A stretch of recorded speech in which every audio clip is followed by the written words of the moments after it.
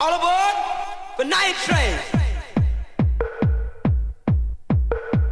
It is curious, but in 27 years, I cannot recall a single incident where I have struck another person. Furthermore, and of rather more importance, I have never been hit either. Even in the school playground, when my knock-knees and stupid hairstyle made me a prime target for the bullies, I managed to stave off whatever blows they had in mind by an alloy of good luck and good management. This does not mean to say, however, that I am averse to a bit of violence every now and again. Guess who's seen the long Good Friday 10 times, and guess who's sitting here hoping and praying that the combined forces of good triumph over those jumped upstarts in Iran with a few well-chosen missiles. As Boyd George so eloquently put it, war is stupid, but I'm afraid it's in man's nature to be a fighter, and it doesn't matter how many wishy-washy pop stars wander around telling us to kiss our worst enemy. There will always be conflict, ranging from an argument between neighbours over who should mend the fence, right up to full-scale naval battles. Somewhere in between are a brace of computer games that I've just spent a day or two learning how to play. Both are morally dubious. Both would set Mrs. Whitehouse's teeth on edge. Neither should be offered for sale to the under-16s. But this is a computer magazine, and I am not paid to wax lyrical about the rights and wrongs of chopping people's heads off. The games in question are Barbarian from Palace Software and Sai Combat from Mirrorsoft. I was also asked to review the Samurai trilogy by Gremlin Graphics Software, but having failed to load the program properly, I gave up. Basically, the program just stopped whenever I tried to tell it what language I'd prefer.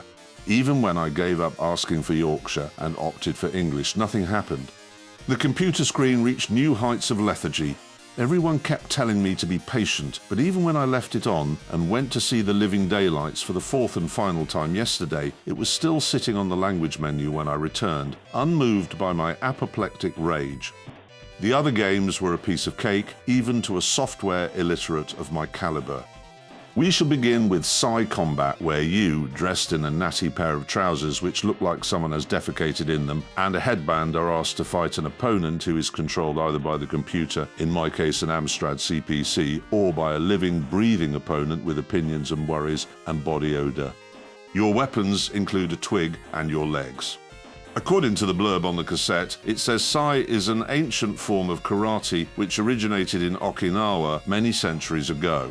Now, I don't know where the hell Okinawa is, but it's obviously populated by an extraordinarily dim breed, because why on earth should you attempt to kick your opponent or poke him with a twig when swords, even way back then, were readily available and much more dangerous? I mean, if I was apprehended by a gang of muggers brandishing a few pieces of foliage, I would not be unduly concerned. But if they had swords, I'd trot out the Autobank pin number PDQ. It's like boxing today. If I were in the ring and the other guy was causing me so much as a thimble full of discomfort, I'd kick him in the fork, of that you can be sure. However, accepting that you stick by the rules, you can still have fun. You're supposed to play with a joystick, but I gave up because the damn thing was so sensitive I was forever ducking just when I wanted to poke the other guy in the face, or running away when he was down.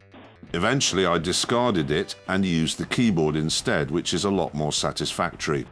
Pushing a lever at 43.78674 degrees is a hit and miss affair. Pressing the D is not. If the other guy's standing in the right place and you press D, he will get a jab in the ribs. If he's standing in the right place and you try to execute the maneuver with a joystick, there's a better than evens chance he'll be treated to the spectacle of you doing a backward somersault, which, though safe, is about as handy as sending an agoraphobic astronaut out on a spacewalk. The best move is called a roundhouse. Providing the combatant's feet are just overlapping, you can depress Z and your guy will swivel round and kick his opponent in the chin. In those god-awful Bruce Lee films, the noise that resulted from such an impact was akin to the sound you'd get if you dropped a JCB into the hold of an empty supertanker. In Sai Combat, it's more like putting a lit cigarette in a glass of water. Neither are realistic. You win the fight by kicking or poking your opponent enough to eliminate his chi levels. All I can say is that these characters must eat a lot of barley sugar, because in one bout I used both feet to kick a guy in the face 8 or 9 times in quick succession, and still he got up again. Playing the computer is an entirely different ball game. So different. It isn't a ball game at all. Once you've defeated the man in round 1, the white belt section, you move up to the yellow belt and so on until you're up against the ninjas at black belt level. How do I know this? Because I read it, that's how. In reality, I never made it beyond the grey area before the opponent found my weak spot. I never know what button to press when I'm being poked in the nipples, so I just have to look gormless till my breasts are black and blue and my energy levels are exhausted. I've played a few computer games in my time, but Sai Combat went straight in at number 1. The skill required is hard to acquire, the graphics are excellent, and there's no long wait between games or bouts. That's a boon.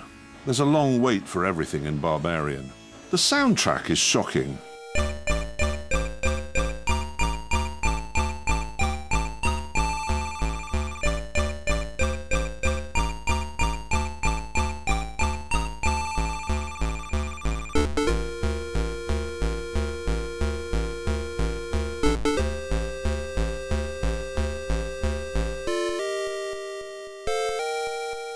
And the graphics are as concise as a cotton bud. However, it is even better than Sai Combat.